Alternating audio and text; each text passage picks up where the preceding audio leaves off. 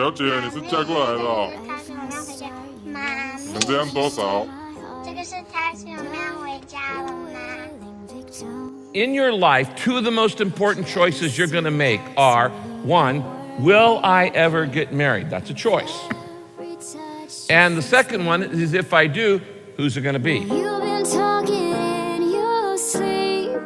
Oh, things you never say to me. Oh, tell me that you've had enough of our love, our love. Just give me a reason, just a little bit's enough. Just a second, we're not broken, just bend, and we can learn to love again. It's in the stars, it's been written in the scars on our hearts. That we're not broken, just bend, and we can learn to love again. I'm sorry, I don't understand where all of this is coming from. I thought that we were fine. Oh, we had everything. Your head is running wild again, my dear. We still have everything, and it's all in your mind. Yeah, this is happening. These are not my opinion. This is what God says are the requirements of the kind of person you should choose to marry. Number one, we must have spiritual unity. That means we believe the same thing about God. We have a relationship to God together. If you aren't spiritually unified with your spouse, you are never going to enjoy the depth of physical intimacy, sexual intimacy, or emotional intimacy that God desires for your marriage. If you want God's protection on your marriage, you want God's blessing on your marriage, then God's got to be at the center. He's got to be the glue. Stop forming inappropriate relationships with unbelievers. Can right and wrong be partners? Can light have anything in common with darkness?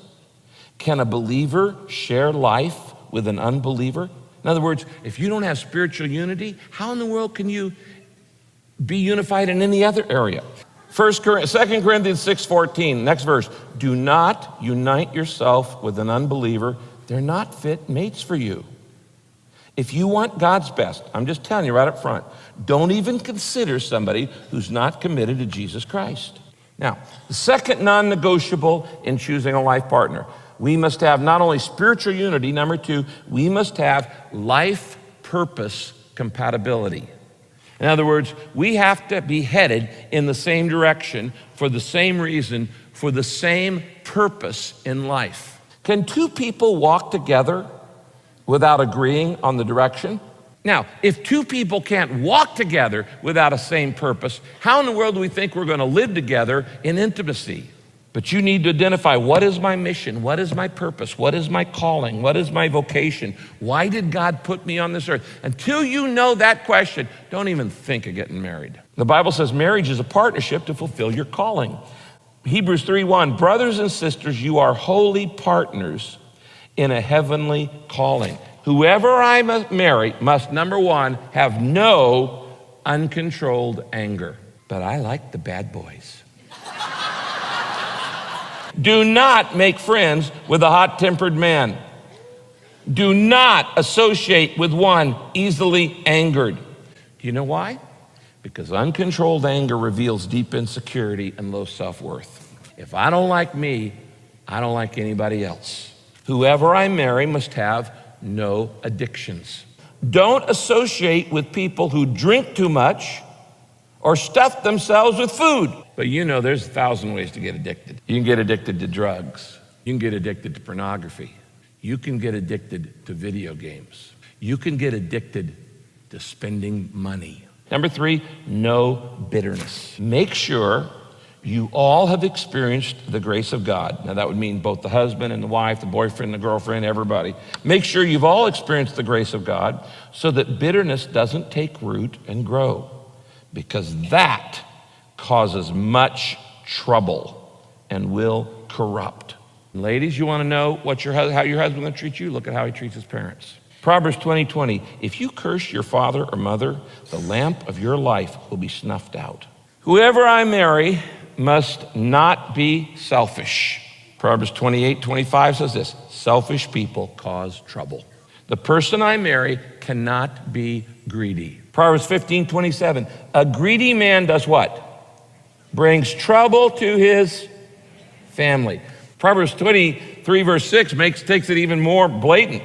Don't eat at the table of a stingy person. Clearest sign of emotional health is they must be generous and kind.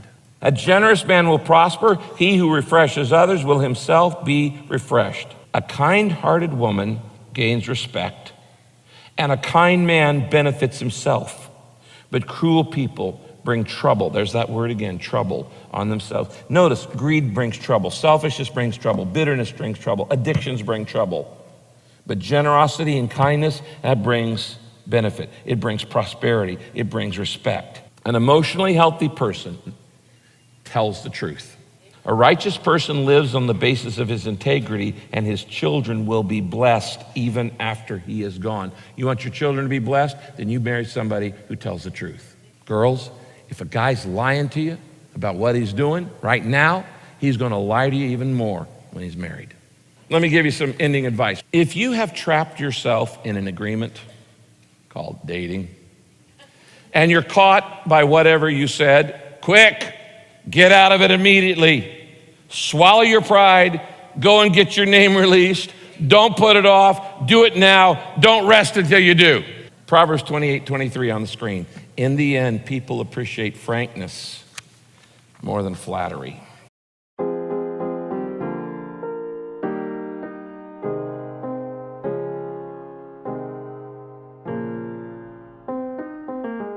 Right from the start, you were a thief, you stole my heart, and